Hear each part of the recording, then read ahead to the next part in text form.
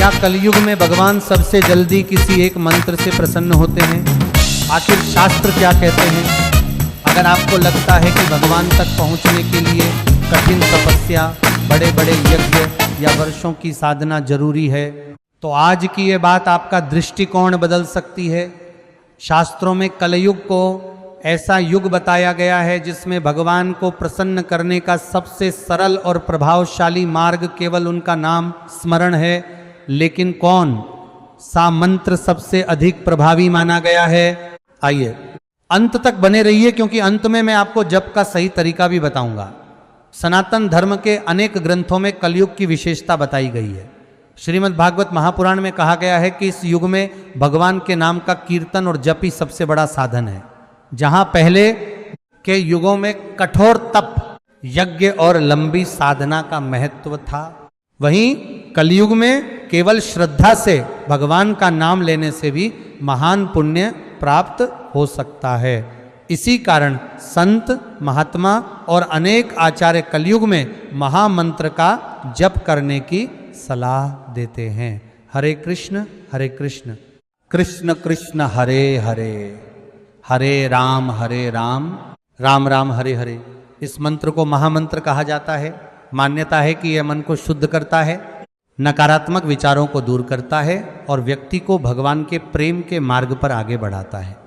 कहा जाता है कि यदि कोई व्यक्ति श्रद्धा और विश्वास के साथ इस मंत्र का नियमित जप करता है तो उसके जीवन में मानसिक शांति, सकारात्मकता और आध्यात्मिक उन्नति आने लगती है।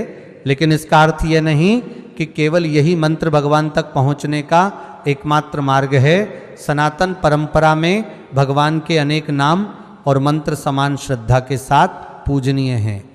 यदि आप भगवान शिव के भक्त हैं तो नमः शिवाय पंचाक्षरी मंत्र अत्यंत प्रभावशाली माना गया है। यदि आपकी आस्था श्री राम में है तो श्री राम जय राम का जप अत्यंत शुभ माना जाता है। यदि आप भगवान विष्णु या श्री कृष्ण के भक्त हैं तो नमो भगवते वासुदेवाय भी अत्यंत पवित्र मंत्र माना जाता है। सच्चाई यह है कि भगवान केवल शब्द नहीं देखते, वे आपकी भावना देखते हैं। यदि मंत्र का उच्चारण बिल्कुल शुद्ध न भी हो, लेकिन मन में सच्ची भक्ति, विनम्रता और विश्वास हो तो उसका महत्व कहीं अधिक माना जाता है। अब सवाल आता है कि मंत्र जप कैसे करें?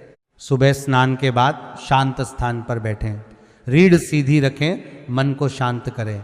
यदि संभव हो तो तुलसी या रुद्राक्ष की माला का उपयोग करें। शुरुआत 108 बार जप से करें।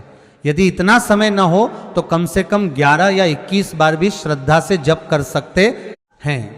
जप के समय मोबाइल, बातचीत और अन्य विचलनों से बचें।